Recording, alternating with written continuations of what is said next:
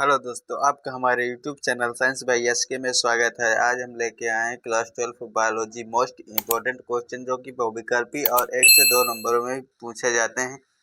तो आज हम टोटल चैप्टर 1 से और चैप्टर 4 तक के क्वेश्चनों को देखेंगे जो कि बहुविकल्पी या 1 से 2 नंबरों में पूछे जाते हैं। तो चलिए हम अपने आज के क्वेश्चनों को शुरू करते हैं। तो हमारा सबसे पहला क्वेश्चन है, पुष्प दल का क्या कार्य होता है। तो पुष्प दल का क्या कार्य होता है, जो कि पुष्प की पत्तियां रंग बिरंगी होती हैं उन्हें ही पुष्प दल कहते हैं, आपको मालूम होगा। तो इसके मुख्य दो भाग होते हैं। इसके पुष्प दल के मुख्य दो भाग होते हैं कि जो पहला होता है वो कीटों को परागण के लिए आकर्षित करना, यानी कि जो कीट होते हैं उन्हें परागण के लिए आकर्षित करना। जिनमें पर परागण होता है उनमें इसकी आवश्यकता होती है। तो वही रंग बिरंगे होते हैं जिसमें पर परागण नहीं होता, उसमें रंग बिरंगी पत्तियां नहीं रहती हैं, जिससे उस पर कीट नहीं आते हैं। तो हमारे पहला काम हो गया कीटों को परागण के लिए आकर्षित करना। दूसरा है कलिकावस्था में जनन अंग की रक्षा करना, यानी कि जो छोटी अवस्था होती है जनन अंग की, मादा जनन अंग की या पुरुष जनन अंग की, तो उसकी रक्षा करना ही कलिकावस्था को जनन अंग रक्षा करना है। अब हम चलते हैं अपने दूसरे क्वेश्चन पर। कीट परागणित पौधे के नाम लिखिए, यानी कि जो कीट से द्वारा परागणित होते हैं उन पर उस पर इनके नाम लिखने के लिए बोल रहा है। तो सबसे पहला हमारा है सोल्वेलिया, और दूसरा है वेगनबोलिया, तीसरा डायंथस। ये इनमें क्या होता है, कीटों द्वारा परागण होता है। अब हम चलते हैं अपने अगले क्वेश्चन पर। अब आ चुके हम अपने तीसरे क्वेश्चन पर। टेप्टम कहाँ स्थित होता है, तो इसका क्या कार्य होता है, यानी कि टेप्टम कहाँ स्थित होता है ये भी पूछ रहा, और इसका क्या कार्य होता है ये भी पूछ रहा। तो परागकोश में सबसे भीतरी परत को टेप्टम कहते हैं, यानी कि परागकोश में 3 परतें होती हैं, तो सबसे भीतरी परत को टेप्टम कहते हैं। या पोषण को यानी कि परागकणों को पोषण प्रदान करने का कार्य करती है। इसमें से विभिन्न प्रकार के एंजाइम व हार्मोन का भी स्रावण होता है। टेप्टम का मुख्य कार्य क्या होता है, परागकणों को पोषण प्रदान करना, और इसमें से विभिन्न प्रकार के एंजाइमों व हार्मोनों का स्रावण भी होता है। अब हम चौथा देखेंगे, जलीय परागण करने वाले 2 पौधों के नाम लिखिए, यानी कि जो जल द्वारा परागृत होते हैं उन पौधों का नाम पूछ रहा है। तो हाइड्रेला और बेनिसेनेरिया, यानी कि बेनिसेनेरिया, हाइड्रेला और बेनिसेनेरिया में क्या होता है, जलीय परागण होता है। तो अब हम चलते हैं अपने अगले क्वेश्चन पर।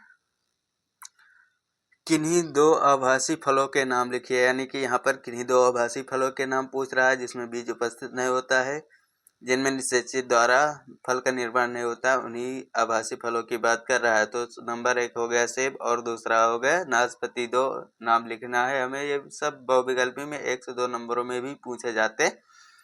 अगला है अनिषेक जनन क्या है, यानी कि अनिषेक जनन बिना निषेचन के ही बीजांड द्वारा अगुणित भ्रूण तथा बीज का विकसित होना अनिषेक जनन कहलाता है। यानी कि क्या होता है, निषेचन के ही, यानी कि बिना निषेचन के ही बीजाणु द्वारा अगुणित भ्रूण तथा बीज का विकसित होना ही क्या होता है, अनिषेक जनन कहलाता है। तो अब हम चलते हैं अपने अगले क्वेश्चन पर। तो हमारा अगला क्वेश्चन है अनिषेक जनन, अनिषेक फलन क्या होता है।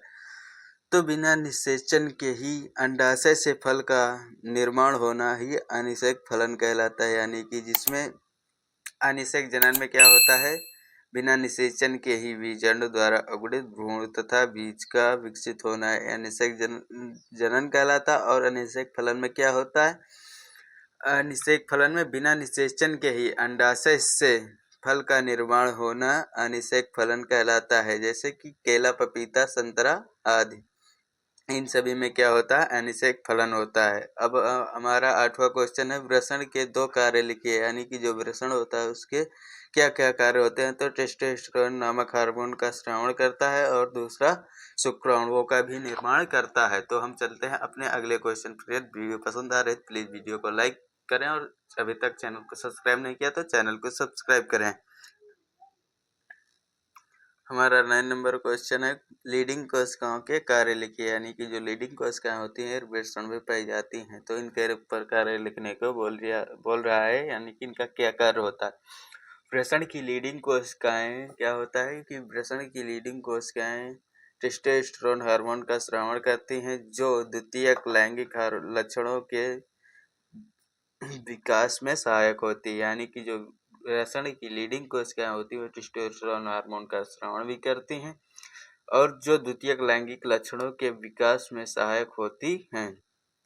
तो द्वितीयक लैंगिक लक्षणों के विकास में भी सहायक होती हैं लीडिंग कोशिकाएं। अगला हमारा है, महिलाओं में निषेचन कहाँ होता है, निषेचन कला का क्या कार्य होता है। यानी कि जो महिलाओं में निषेचन कहाँ होता है और उसकी कला क्या कार्य होता है। निषेचन की क्रिया फैलोपियन नलिका में होती है।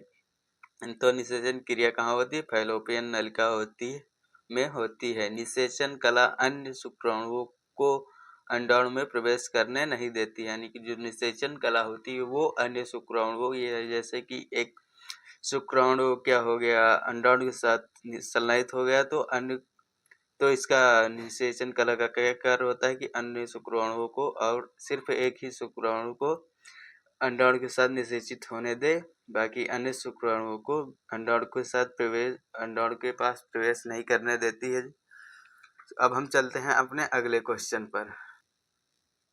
हमारा अगला क्वेश्चन है, अंडाशय के 2 कार्य लिखिए। यानी कि जो अंडाशय होता है तो उसके 2 कार्य पूछ रहा है। प्रोजेस्टेरोन हार्मोन का स्रावण करना और अंडाणुओं का निर्माण करना। जो कि अंडाशय होता है उसका क्या कार्य होता है, प्रोजेस्टेरोन हार्मोन का स्रावण करना और अंडाणुओं का निर्माण करना। अगला है, परिवार नियोजन की स्थायी विधियां क्या होती हैं। तो पुरुष नसबंदी वैसेक्टोमी, यानी कि जो कि परिवार को विकसित होने से रोकती हैं, वो क्या है, पुरुष नसबंदी, जिसे वैसेक्टोमी कहते हैं, एवं महिला नसबंदी को ट्यूबेक्टोमी कहते हैं। तो अब हम चलते हैं अपने अगले क्वेश्चन पर। पुरुष और महिला नसबंदी में क्या होता है, इसमें जो कि शुक्रवाहक होता है पुरुष नसबंदी में, इसे काट या बांध दिया जाता है। और महिला में क्या होता है, जो क्या फैलोपियन नलिका होती है उसे काट या बांध दिया जाता है। तो इसे ही पुरुष नसबंदी और महिला नसबंदी कहते हैं। अगला है हमारा IVF, ART, IUD और MTP का पूरा नाम लिखिए। यह सब भी पर वो विकल्पी में भी पूछ लेता और 1 नंबर से 2 नंबर वाले क्वेश्चनों में भी पूछ लेता है।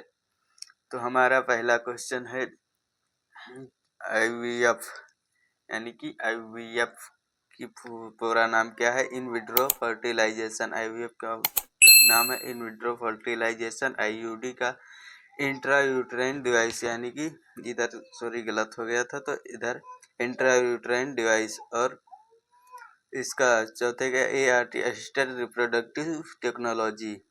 अब MTP का medical termination of pregnancy, medical termination of pregnancy. अब हम चलते हैं अगले क्वेश्चन पर। स्वपात्र या IVF निषेचन क्या है। यानी कि जो स्वपात्र से निषेचन होता है,